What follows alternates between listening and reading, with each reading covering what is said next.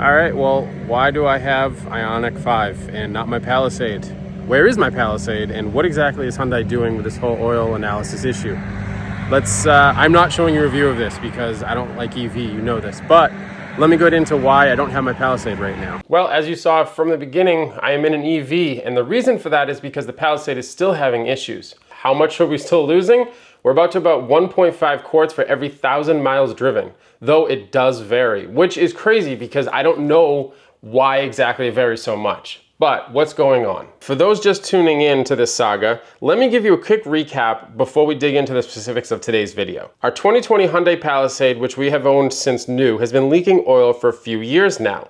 It started with a very crazy series of events. I was driving, thankfully alone, and heard a metal grinding sound. Thought it might be a wheel bearing or something, but no, it was the engine. After some quick research, I learned this model can burn a bit of oil, but surely we weren't out of oil. I pulled the dipstick, and to my surprise, I was wrong. It was basically empty. Now, of course, the pan still had some oil. I know I got some of that in a few of my other videos. The car still has oil. However, it's very little, and it was definitely not the recommended amount.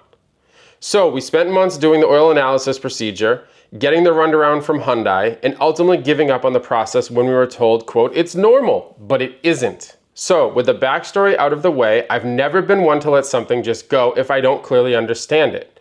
This was no exception. I have been asked what's going on and if we still own the vehicle. And yes, we still do. But I've also been asked, what has Hyundai done about this? Luckily for us, the dealership we frequent got sold to another group who I have a long-standing relationship with and have even bought a few cars, actually quite a few. Pretty much all of my Porsches, the Bronco, a Lightning, my wife's car, etc. We've bought a lot of cars from this group. I took the Palisade back in and started the process, which of course I figured would be a 5-step oil analysis, but thankfully it was not. They were able to pull up some of my service records from before, and what's funny is the previous dealership actually didn't provide complete service records. They only provided the notes, which I don't know what that's about. But anyways, they were able to see that we have actually done this process a few times. So the dealership checked the oil, noticed it was down, topped it off and replaced the oil pan gasket, as well as the valve cover gasket, which apparently Hyundai mentions could be the culprit. And of course, they both showed some oil residue. Then they asked us to drive the Palisade for another 1,000 miles and come back to the dealership. We did that process, and wouldn't you know, it was still losing oil. There had been basically no change. So regardless of the oil pan gasket or the valve cover gasket, there was no change. This leaks a little bit of oil, but it doesn't so much as leak it as it actually burns it, because when you're driving hard, the engine needs oil. So I've already had to put a quart or a liter, I think, in this. That's normal. Complete empty, not so normal. So this dealership agreed that something was off, which is a huge change from the last dealer. And they ordered an injector cleaning kit because even after the gasket replacements, it was still burning oil. The injector cleaning procedure is more involved, so we had to leave the vehicle with them for the day. Thankfully, we have other vehicles because, wouldn't you know, Hyundai will not spring for a loaner car for this. This was not specific to the dealership. It was actually Hyundai corporate. They will not provide a loaner car for this process. So here we are, driving the next round of 1,000 miles to see if the injector cleaning process helped. Or well, the next, and albeit final stage, is a new engine. Or you trade the vehicle in and never buy another Hyundai. It's insane that Hyundai will not acknowledge this as an issue when even on my channel, I have thousands of people who have the same problem. Everybody in the comments, Instagram, Facebook, etc., they've all told me that, at TikTok as well actually, that they have had this issue with the Palisade, with the Sonata, all sorts of different Hyundai related vehicles.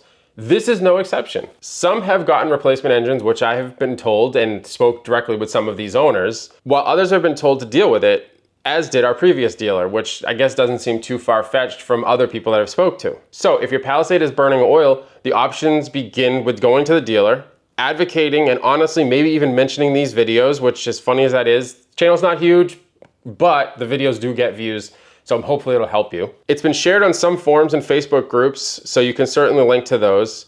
Fight them if they won't help, and if all else, go to another dealer if possible in your area, because some dealers just don't understand the process or refuse to be helpful. That's not limited to this issue. I've dealt with many of dealers over the years, and some are really helpful and others are not at all. I'll share another update once we determine if the injector cleaning worked or we need a new engine. which honestly, I'm hoping we do need a new engine, because if the injector cleaning worked, is it a Band-Aid fix, or are we actually gonna be in a process where we're gonna have a working vehicle forever? We are getting close to the 100,000 miles, which is a problem because this is under warranty until 100K, and you have to be the original owner, which I've mentioned before. But after 100K, it's basically so too bad, so sad. And honestly, I'm trying to decide if we're gonna keep this vehicle, even if it gets a new engine. I may get the engine, get it completely sorted, and then go buy something else. We've been looking at Toyota Sequoia. I actually just found out that the GMC Acadia, which I've never looked at, but we just rented in Florida for a little vacation, is a 7-seater, and it was pretty roomy and comfortable.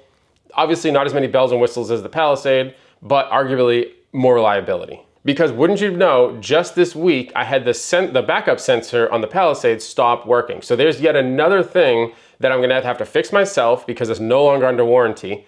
Warranty only covers the powertrain at this point. Or you just be careful backing up, which is what I do right now. But of course, that's not a long-term solution. So maybe it's time to move on from this car. I've enjoyed making content on it as much as I never planned to. However, the big issue is that it's not reliable. In fact, we went up to New Hampshire for a vacation with the family, and we ended up taking the Range Rover because we didn't have as many kids with us, and we just wanted a more reliable vehicle. Which is funny to say, Range Rover and reliable vehicle in the same sentence. But thanks to Palisade, that's where we are. All right, so there you have it. There's the latest update. You know, we're gonna figure out what's going on here, and I actually have an update from the dealership tomorrow. So the next video should be coming in the next couple days. This isn't gonna be a long, drawn out process.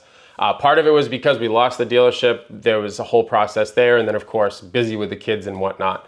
But as always, I appreciate you guys checking out these videos. Hopefully it's been helpful. I'm curious to know in the comments, are you still having issues? What's your dealership doing for you? Have you dropped the vehicle? You know, kind of like, what are the other Hyundai Palisade owners doing? You know, and I appreciate the continued support. Please like, comment, and subscribe, and I'll see you in the next video.